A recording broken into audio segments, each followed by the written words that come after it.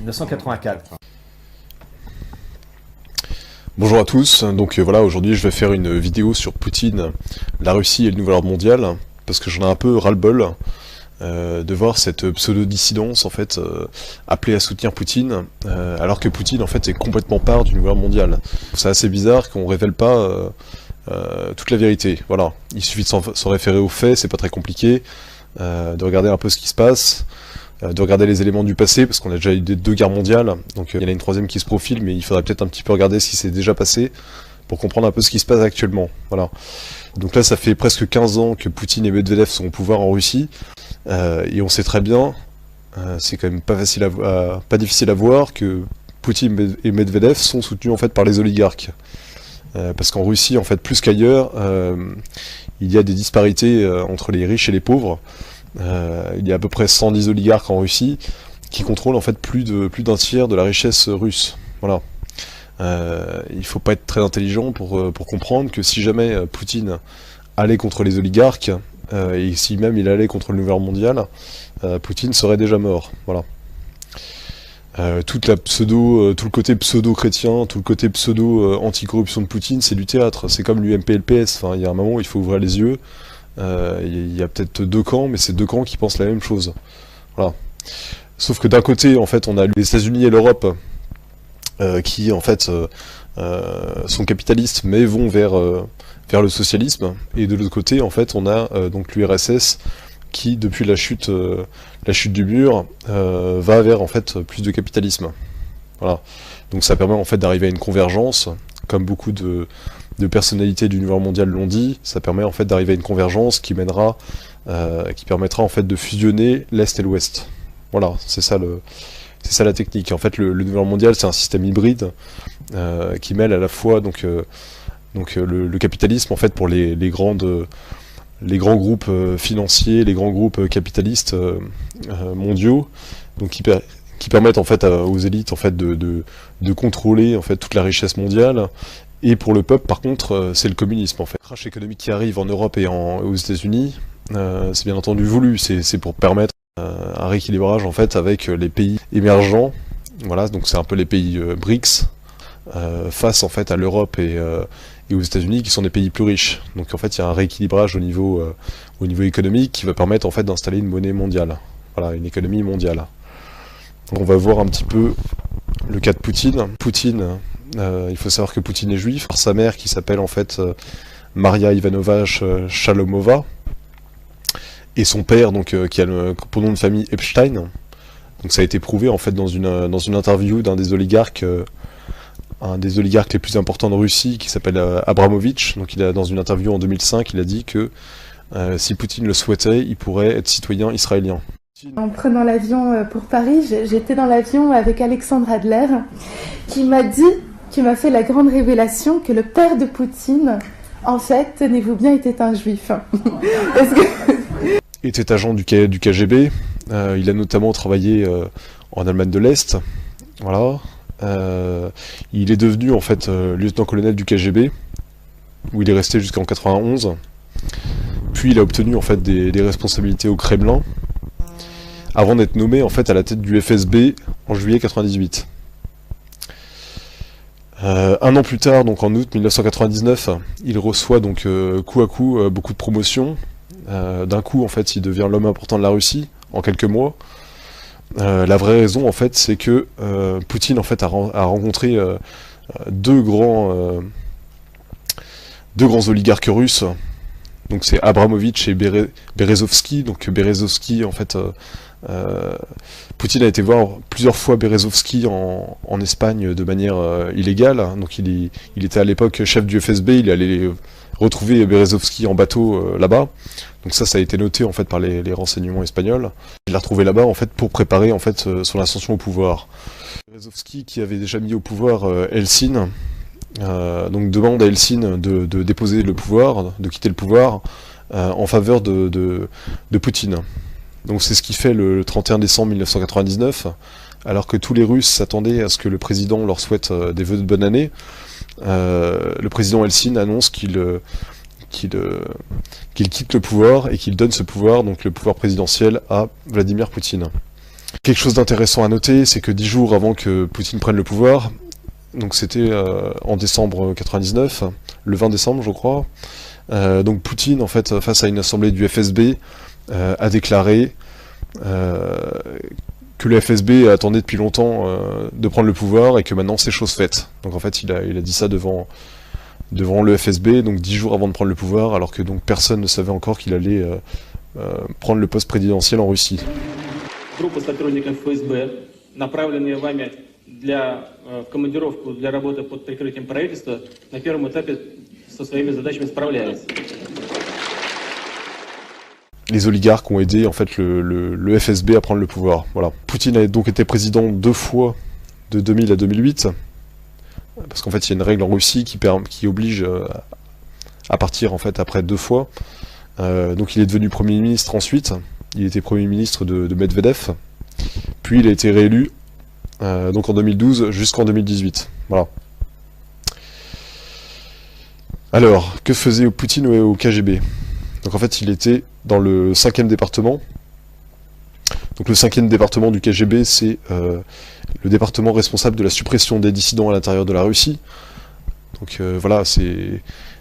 Faut bien comprendre que Poutine a du sang sur les mains, enfin c'est pas anodin. D'ailleurs ça a été vérifié avec le meurtre de Litvinenko, donc c'est un ancien agent du FSB. J'ai une citation intéressante de Konstantin Preobrazhensky, donc c'est aussi un ancien agent du FSB, donc il a dit ça le 27 novembre 2006 à CNN. Il a dit « Je n'ai pas d'hésitation en disant qu'il a été tué par Vladimir Poutine, qui le considérait comme son ennemi personnel. Poutine est très vulnérable à la critique. Il a un complexe d'infériorité. Et Litvinenko savait beaucoup sur Poutine, sur ses revers, sur ses connexions avec certaines forces politiques qui ne sont toujours pas dévoilées actuellement, parce que Litvinenko connaissait Poutine personnellement. Et Poutine fut la personne qui renvoya Litvinenko du FSB. Voilà. Donc ça montre bien que Poutine avait peur que Litvinenko parle sur les forces qui lui ont permis de prendre le pouvoir. Il n'y a rien d'étonnant à noter sur le fait que plus de 90% des hommes politiques et de l'administration de Poutine viennent justement des services de sécurité et des services secrets, donc notamment le KGB et le FSB. Voilà. Intéressant à noter aussi le fait que Kissinger et Poutine sont des très bons amis de longue date, donc voilà. Kissinger vient souvent rencontrer Poutine, ça se passe à huis clos, donc on ne sait pas exactement ce qu'ils disent. Bon, on sait très bien tous que Kissinger fait partie de toute la clique du Nouvel Ordre mondial, enfin c'est un secret pour personne. C'est quand même intéressant de voir voilà, qu'il rencontre souvent Poutine. Je dirais que Vladimir Poutine a eu une victoire de prestige, mais c'est pas véritablement une lutte contre lui et Obama. Mais lui, il le voit ainsi. Moi, j'ai toujours eu une vision un peu différente par rapport à la sagesse des nations. Je crois que ce que Poutine tente de réaliser, c'est une position d'égalité et de respect mutuel avec les États-Unis. Voilà. Poutine a fait passer aussi une loi contre le négationnisme, donc contre les personnes qui critiquaient la Shoah. Il a fait passer une loi aussi, la même loi qui oblige en fait les gens à se plier aux décisions de Nuremberg. Et il a ajouté dans cette loi que donc il y aurait en fait des amendes et des peines pour les gens qui transmettraient des mensonges concernant l'histoire de l'URSS, donc voilà, pendant que la Russie était l'URSS. Donc voilà, ça montre bien que Poutine souhaite que les gens respectent l'URSS et le communisme. Voilà, c'est assez étonnant. Et donc ça permet en fait de museler la dissidence. Ce genre de crimes ne doivent ni ne peuvent être prescrits. Ils ne peuvent être ni excusés ni oubliés. Toute tentative de taire ces événements, de modifier ou de réécrire l'histoire est inadmissible et immorale. Très souvent, c'est l'envie de cacher sa propre honte qui est à l'origine de ces tentatives. Par lâcheté, hypocrisie ou trahison, toute complicité, directe ou indirecte avec les crimes nazis, est injustifiable. Or, les faits historiques sont irréfutables.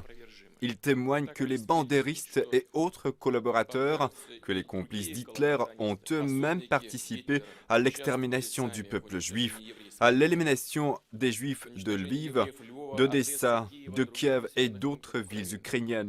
Maintenant, on va un peu étudier Dimitri Medvedev. Donc Dimitri Medvedev, c'est quand même la personne avec Poutine qui forme le tandem au pouvoir depuis 15 ans.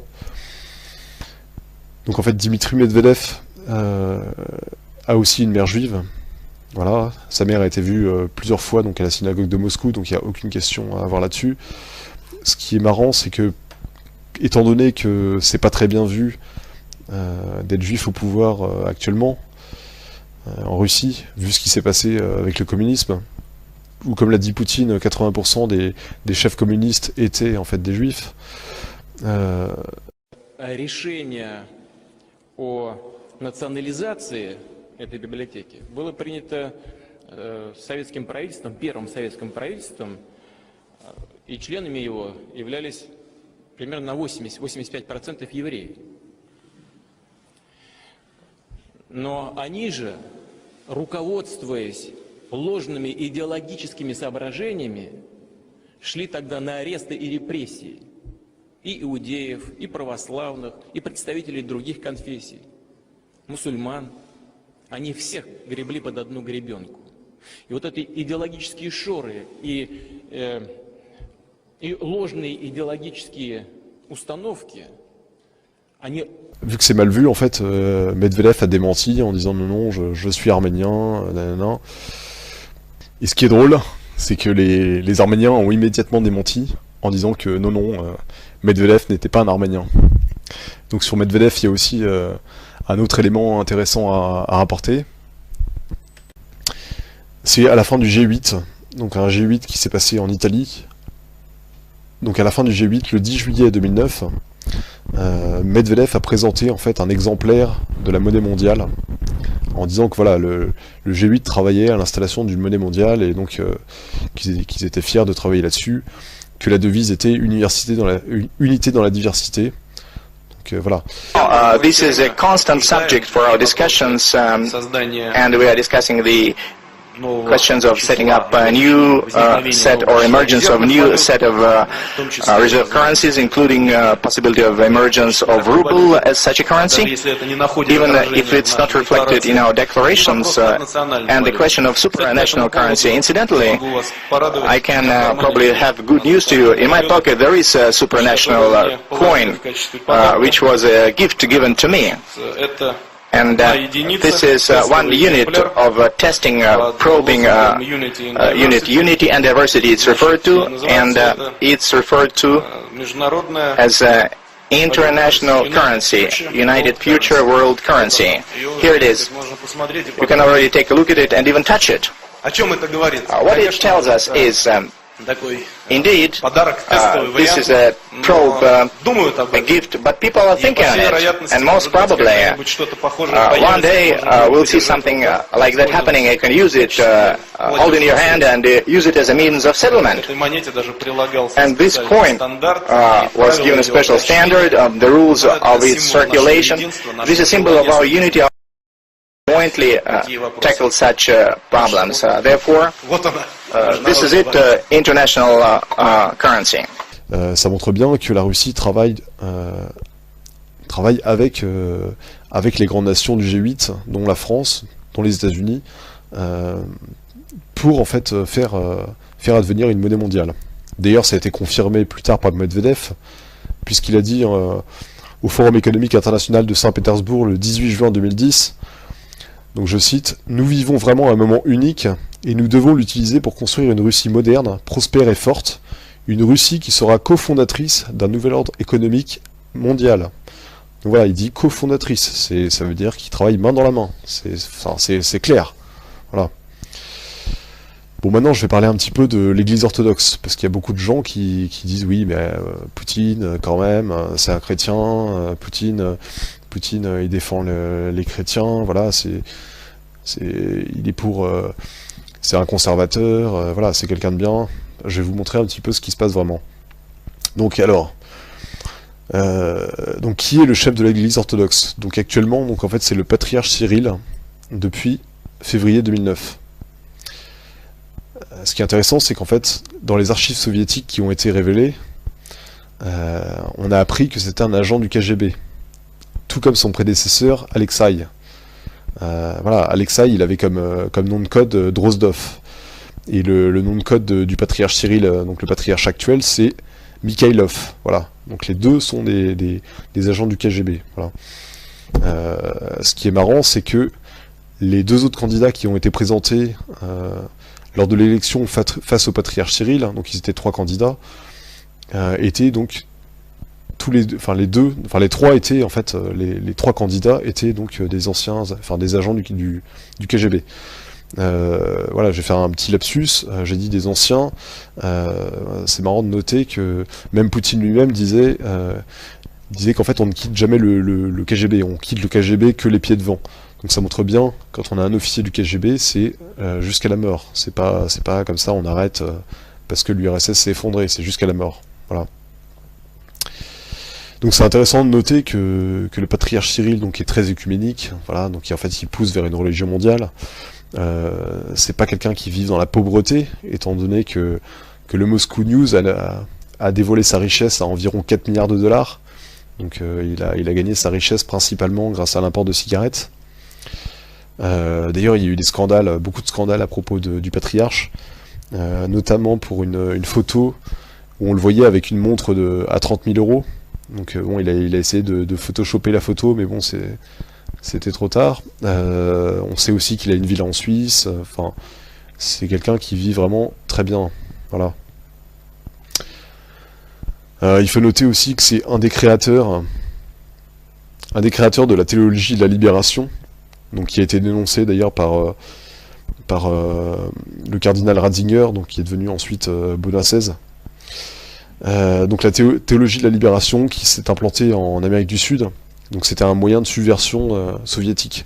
C'est-à-dire qu'en fait c'était un mélange en fait de communisme, de lutte des classes et de pseudo-religion. Donc en fait c'était un moyen de retourner en fait le peuple vers le communisme. Voilà. Donc ce patriarche est un des fondateurs de cette théorie. On peut noter aussi qu'en 1975, donc le patriarche Cyril a nié et condamné la lettre d'un confrère russe qui parlait de persécution de chrétiens en URSS. Voilà. Donc c'est quand même ça montre bien que cette personne est complètement vendue au pouvoir et qu'elle est là juste en fait pour donner une bonne image à Poutine, voilà, c'est du décor, c'est du semblant, voilà. Maintenant qu'on a vu le côté chrétien, on va voir le côté juif. Donc une des personnes les plus proches de Poutine s'appelle Berel Lazar, donc c'est un rabbin Lubavitch. Il a été introduit donc en Russie par le KGB. Et ce qui est intéressant à noter, c'est qu'en fait il est italien d'origine, et il a vécu aux États-Unis. Lorsqu'il était aux États-Unis, il a soutenu Bush pendant les élections. Voilà. Et donc en 96, donc le rabbin Berel Lazar est opposé à Vladimir Goudinsky, donc qui est créateur du Congrès juif de Russie. Et donc comme c'est un oligarque, il est propriétaire aussi d'une grande partie des médias. Et il a d'excellentes relations avec la diaspora juive des États-Unis ainsi que de Grande-Bretagne. Voilà. Donc en fait, ce que fait le rabbin Lubavitch, c'est qu'il supporte Poutine à l'étranger. En fait, il fait une propagande pro-Poutine. Et en fait, il est présenté donc à Poutine par deux oligarques, donc Berezovsky et Abramovich, donc c'est toujours les mêmes, ceux qui ont permis en fait à Poutine de prendre le pouvoir. Donc ces deux oligarques qui sont aussi donc Lubavitch présentent le rabbin à Poutine. Et donc Poutine ouvre les portes du Kremlin donc à Berel Lazar et au Lubavitch lors de leur fête annuelle, hein, en 2000. Donc ça ne s'est jamais vu auparavant. Il faut noter que les Lubavitch en fait sont en fait des juifs orthodoxes, donc c'est parmi en fait les plus virulents, en fait les plus pro-messianistes. En fait c'est des messianistes pressés qui veulent agir en fait pour la venue de leur messie. Voilà, le messie juif qui n'est autre que l'antéchrist en fait pour les chrétiens. Le même jour en fait où Poutine accueille les juifs Lubavitch au Kremlin, donc le rival en fait de Berel Lazar, Goudinsky, est arrêté. Voilà. Donc ça montre à quel point on favorise les amis et voilà, ça explique pourquoi en fait dans certains cas Poutine combat les oligarques. Et en fait il combat les oligarques qui sont contre ses amis, qui sont contre ses intérêts. C'est pas les oligarques en général, c'est ceux qui vont contre ses intérêts. Voilà. Donc ensuite Poutine fait un don de 10 millions de dollars à la fédération de Lazare, donc en septembre 2000. Donc c'est un don, c'est pas avec l'argent personnel de Poutine, hein, même s'il est très riche, c'est pas avec son argent, c'est avec l'argent du peuple. Et donc ce don entraîne d'autres dons des oligarques, dont Abramovich. En fait, c'est tous les oligarques juifs qui sont de tendance Lubavitch qui donnent en fait pour favoriser leur mouvement en Russie. Voilà. Donc en fait, Berel Lazar obtient très rapidement la nationalité russe. Et donc depuis, en fait, Berel Lazar est le chef de la fédération des organisations juives de Russie. Donc c'est alors que les Lubavitch sont une minorité en Russie, donc c'est les Lubavitch qui dominent qui dominent toute la tendance, enfin tous les juifs de Russie. Voilà. Ce qui est intéressant à noter, c'est que le chef du conseil d'administration de la fédération est Abramovich. En fait, Abramovich, donc celui qui a permis à Poutine d'accéder au pouvoir, celui qui a présenté Berel Lazar à Poutine, et donc c'est le chef du conseil d'administration. Donc c'est un oligarque très puissant qui est notamment propriétaire du club de foot de Chelsea.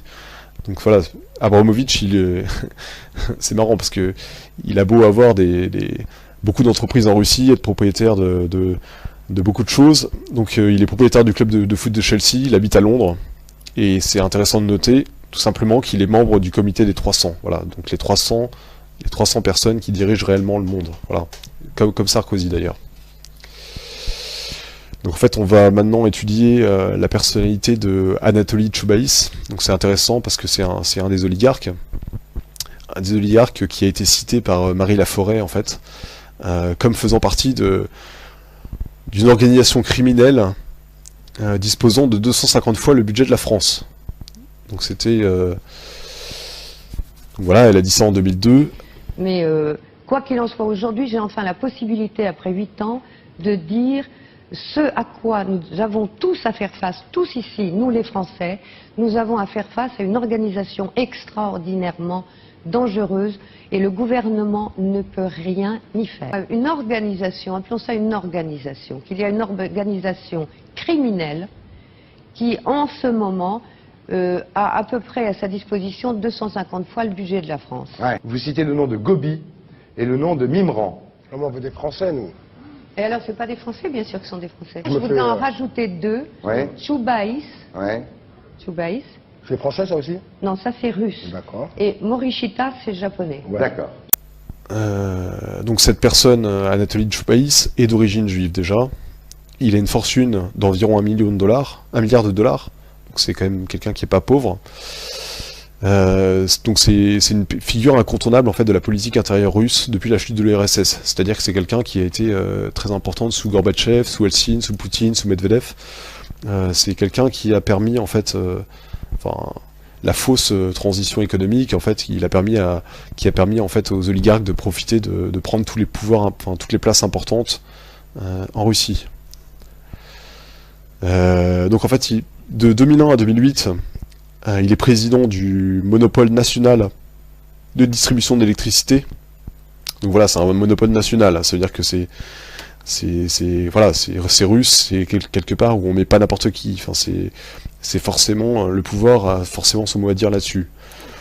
Ensuite, de septembre 2008 depuis septembre 2008, donc il dirige le conglomérat d'État Rusano, donc chargé du développement de nanotechnologie en Russie. Donc cette décision de le placer là a été prise par Medvedev. Ça montre bien que le pouvoir en fait soutient cette personne. Enfin, c'est pas une personne opposée au pouvoir, c'est évident. C'est une personne de confiance. Voilà. Maintenant, je vais montrer un peu son côté un peu plus obscur encore. En plus du fait qu'il a été cité par Marie Laforêt. Donc alors, il est membre du conseil consultatif de JP Morgan depuis 2008. Voilà. Et membre du conseil d'administration mondial du Council on Foreign Relations, donc du CFR, depuis octobre 2012.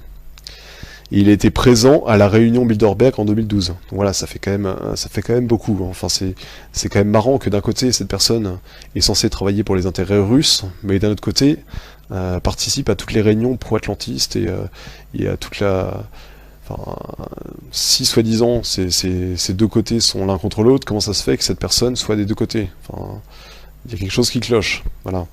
Mais c'est pas le seul dans son cas. Hein. J'ai trouvé une dizaine d'oligarques russes qui ont participé au Bilderberg, et j'ai trouvé 6 personnalités russes, 6 oligarques qui sont membres du comité des 300. Là, on parle d'oligarques qui gagnent qui ont une fortune entre 10 milliards et 20 milliards. Enfin, c'est vraiment des gens très très très riches. Hein. Enfin, c'est pas n'importe qui. Maintenant, je vais parler un petit peu de l'Eurasie. Donc voilà, enfin l'Eurasie, c'est censé, pour certains dissidents, être le panard. Enfin, je vais vous expliquer pourquoi c'est pas du tout dans notre intérêt. En fait, l'Eurasie, c'est un des noms qu'a choisi Orwell dans son livre 1984 pour désigner donc les 3 continents. Donc les 2 autres, c'est l'Océania et l'Estasia. Dans son livre, en fait, l'Eurasie est dirigé par par le néo-bolchevisme, donc c'est exactement en fait ce qui se passe maintenant. Voilà. Donc en fait c'est juste un des blocs continentaux. Enfin c'est la technique des élites en fait au lieu de directement en fait passer des pays à une union de tous les pays en un gouvernement mondial, hein, en fait ils y vont par étapes, c'est-à-dire qu'ils font plusieurs grands blocs continentaux pour fusionner ensuite ces blocs. En fait c'est l'étape où on est actuellement.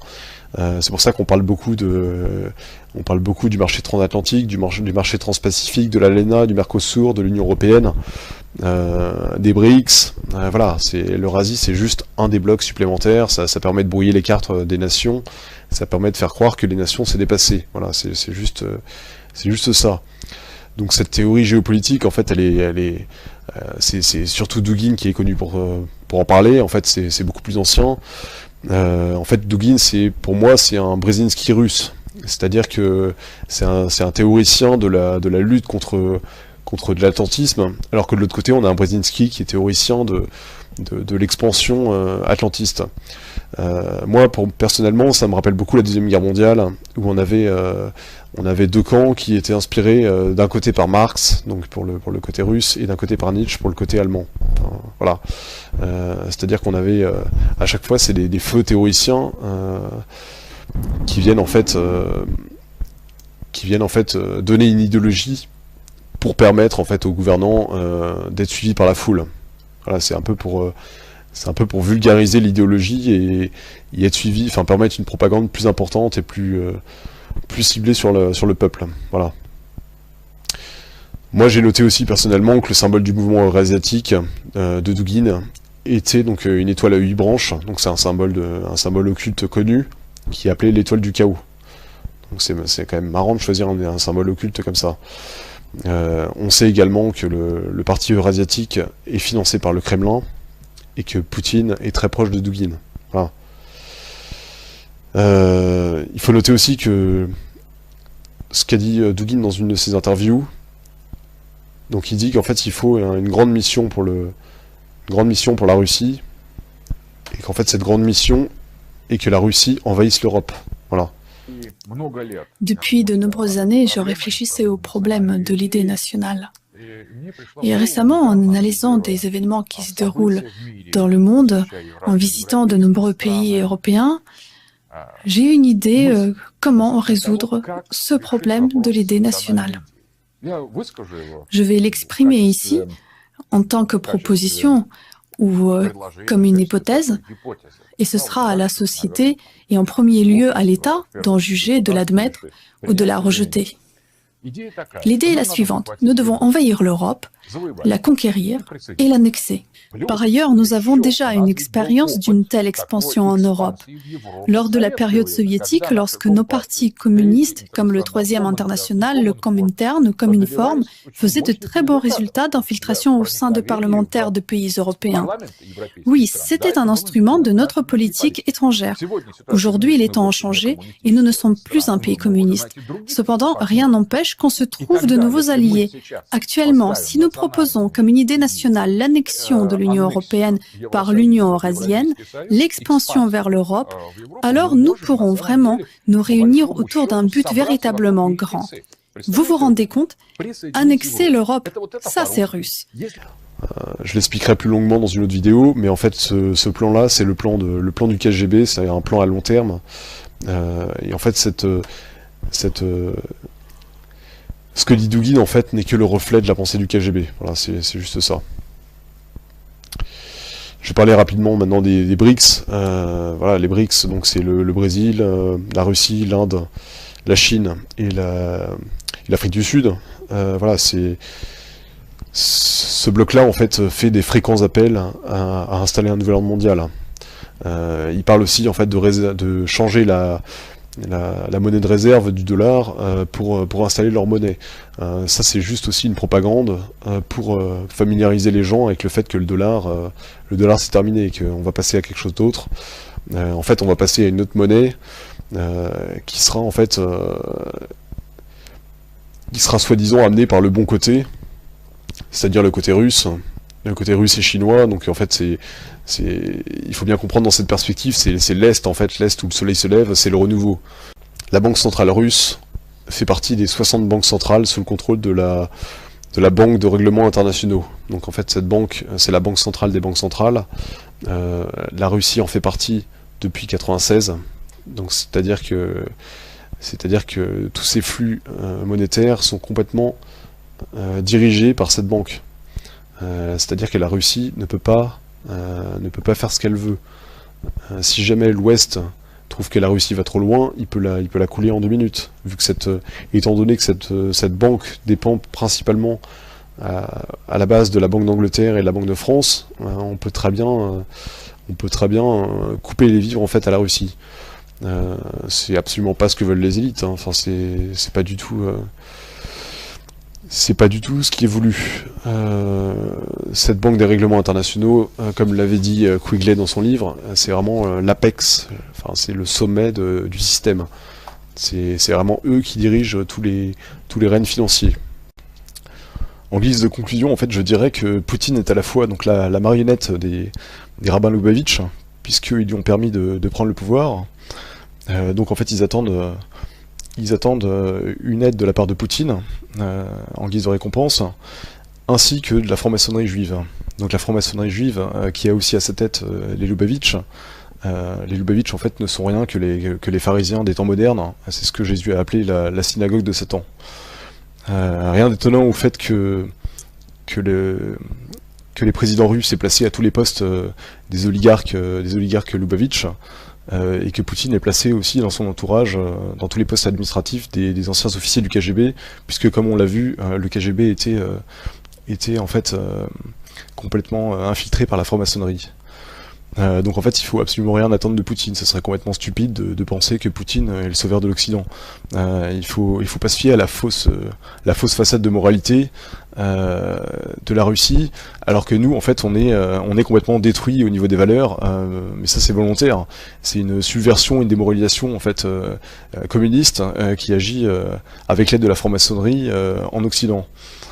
Donc d'un côté en fait on détruit l'armée, on détruit les mœurs, et on publie des scandales. C'est grâce à Wikileaks, à Assange d'ailleurs, qui est en Russie, alors que de l'autre en fait on donne dans les médias soi-disant dissidents une image de la Russie forte avec des valeurs, et on renforce l'armée, alors qu'en France on fait tout pour détruire l'armée bizarrement, alors qu'on veut rentrer en conflit. Enfin, on voit vraiment la traîtrise des élites occidentales. il faut pas se fier en fait à cette belle image qu'on nous donne de la Russie. Moi, ça me rappelle vraiment la Révolution française où plein de nobles se faisaient avoir par le discours des Lumières, comme la Révolution russe aussi, où des gens ont pensé que ça allait peut-être améliorer leurs conditions.